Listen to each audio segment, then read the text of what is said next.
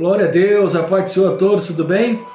Eu sou o pastor Daniel Coelho, seja bem-vindo a mais uma aula, lição de número 5, Motim em Família, uma lição muito especial, tema do trimestre, relacionamento em família, superando desafios e problemas como exemplos da palavra de Deus.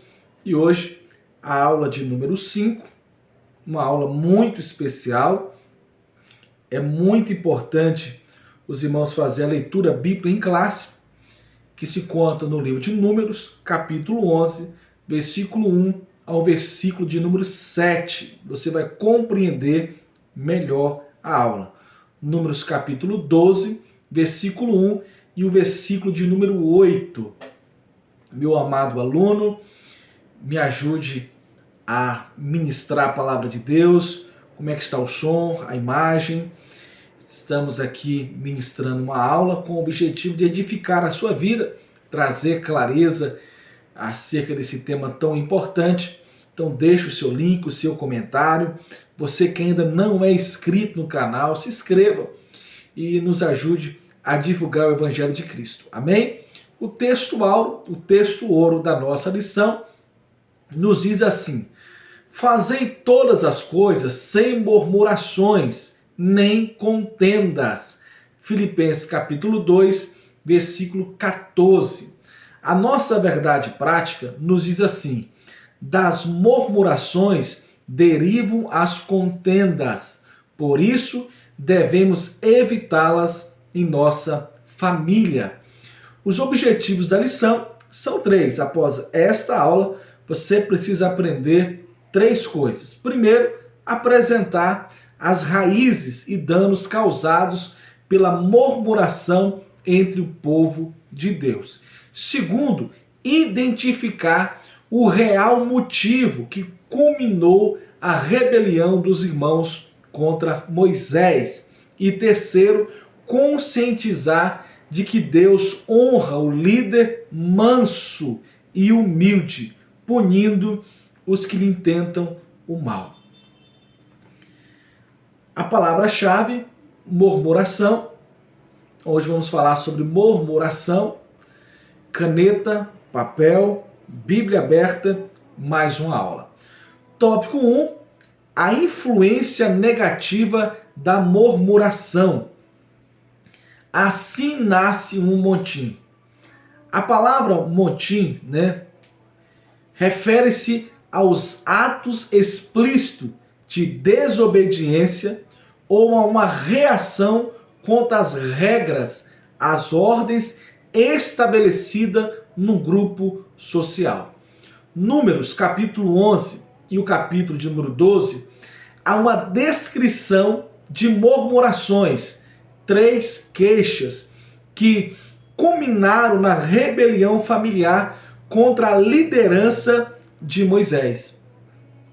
Aqui a primeira queixa, Números capítulo 11, versículo 1 ao versículo de número 3. Olha a importância da leitura bíblica na sua casa. A primeira rebelião, Israel havia saído da região ao redor do Sinai, no qual havia relativa fertilidade para a produção de grãos e águas. Os israelitas começaram a reclamar de que Moisés os havia trazido para morrer no deserto, quando poderiam ter ficado no Egito. Aquela murmuração não só entristeceu a Moisés, mas a Deus, que havia libertado o povo do cativeiro egípcio. Por isso Deus operou um juízo de fogo, destruindo um grupo de israelitas que vivia reclamando. O Senhor chamou aquele lugar de queimar, Tabera, que significa queimar. A segunda queixa, Números capítulo 11, versículo 4 ao versículo número 7. O povo começou a murmurar contra o maná, que a cada manhã Deus enviava, Então, com saudade dos alimentos do Egito, ao que eles diziam, facilmente né, aquele povo murmurava, reclamava, facilmente esqueceu, né, de todas as privações experimentadas como escravos no Egito. Então este povo esqueceu também dos milagres operados pelo Senhor quando abriu o Mar Vermelho, quando transformou as águas amargas em doces e outros milagres. A murmuração nos faz esquecer das boas coisas vivenciadas com Deus.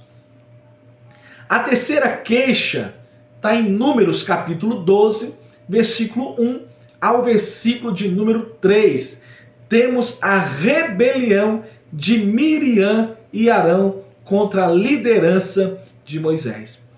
Miriam e Arão não aceitavam o casamento de Moisés, né, com uma mulher cuxita, por ser da descendência de Caim, filho de Noé, pois esse povo era considerado vil e desprezível. Então essa murmuração, ela ia mais longe. Miriam e Arão, por serem irmãos mais velhos que Moisés, queriam ter um tratamento, né, protagonista, como o de Moisés. A inveja na família é um sentimento muito, mas muito perigoso. Os egípcios, né, os episódios de murmuração estão na origem do motim, das guerras, das fofocas, né, produzidos pelos irmãos de Moisés. Tópico 2, nota aí no seu caderno, o motivo da rebelião de Miriam e Arão. No tópico 1, nós revisamos aqui as 3 queixas causadas pelo povo, né, a nação de Israel no Egito, e a terceira queixa foi justamente de Miriam e Arão. Então o primeiro ponto aqui que nós analisamos, né, o motivo da rebelião de Miriam e Arão era a inveja. Miriam era uma profetisa e Arão um sumo sacerdote. Os dois alimentaram, né, a ideia de que a liderança de Israel teria de ser compartilhada com eles. Preste muita atenção aqui. Eles julgaram ter a mesma autoridade que Moisés, o irmão mais novo. O papel deles era cooperar na liderança de Moisés. Porventura, falou o Senhor somente por Moisés? Não falou também por nós? Números capítulo 12, versículo 2. Esse sentimento de inveja é muito, muito perigoso nos dias de hoje. Quando a inveja se instala no centro da família, as consequências podem ser trágicas. O segundo motivo aqui da rebelião de Miriam e Arão, né, no ponto 2 do segundo tópico, o montinho familiar promove desabores e ofensas. Olha só, embora Miriam exercesse um papel importante entre o povo como profetisa e conselheira, Êxodo capítulo 15, versículo 20 e 21, ela não poderia voltar-se contra Moisés. Embora Arão também fosse sumo sacerdote, ele não poderia arder em ciúme contra o seu próprio irmão. Infelizmente, essa atitude de Miriam e Arão influenciou o povo contra a liderança de Moisés.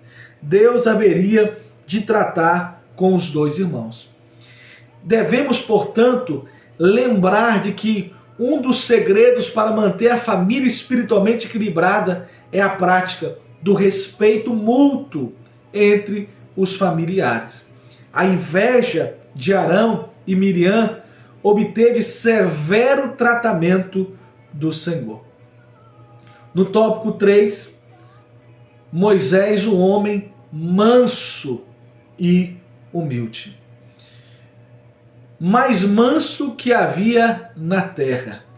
A Bíblia declara que Moisés era um homem humilde e manso em atitudes. Números 12, versículo 3.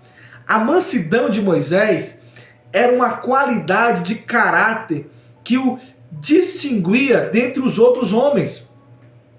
Moisés não revidou a atitude de seus irmãos. Não foi arrebatado pela ira, por atitude de vingança. Moisés orou para que Deus perdoasse a Miriam e Arão. Olha a atitude aqui gloriosa, abençoada de um líder. Duas atitudes enfatizadas pelo nosso Senhor no Sermão do Monte estavam presentes na liderança de Moisés. Olha só, bem-aventurados mansos, porque eles herdarão a terra. Mateus capítulo 5, versículo de número 5. Bem-aventurados pacificadores, porque eles serão chamados de filhos de Deus. Mateus capítulo 5, versículo de número 9. Na mentalidade mundana, ser manso pode significar fraqueza e covardia, mas o ensinamento bíblico implica capacidade de exercer o autocontrole, o domínio de si mesmo. Lembra de Gálatas capítulo 5, versículo 23? Fruto do Espírito: amor, alegria, mansidão, paz, longanimidade, bondade, benignidade, domínio próprio e fidelidade. Glória a Deus. A mansidão e a pacificação são virtudes que a família cristã não pode deixar de rogar a Deus e praticar. São duas virtudes indispensáveis ao equilíbrio da família cristã. O fardo de uma liderança. Moisés desabafou com Deus a respeito do peso de sua liderança com os hebreus. Números, capítulo 11, versículo 11 ao versículo de número 15. Houve um momento em sua vida em que o peso da liderança o deixou sem ânimo para continuar a missão de conduzir Israel à terra prometida. Então, ele recebeu a orientação direta de Deus para separar 70 anciãos dentre os príncipes de Israel. Ao escolher os 70 anciãos, o Espírito de Deus repousou sobre ele e começaram a profetizar. Números, capítulo 11, versículo 21. Esse episódio, meus amados, remota o contexto da rebelião dos dois irmãos contra Moisés. Outroce é bênção quando o Espírito Santo é derramado sobre a família. No lugar do ódio, há amor. No lugar do ciúme e da inveja, há parceria em comunhão. Repreenda a inveja. Repreenda o espírito de rebelião.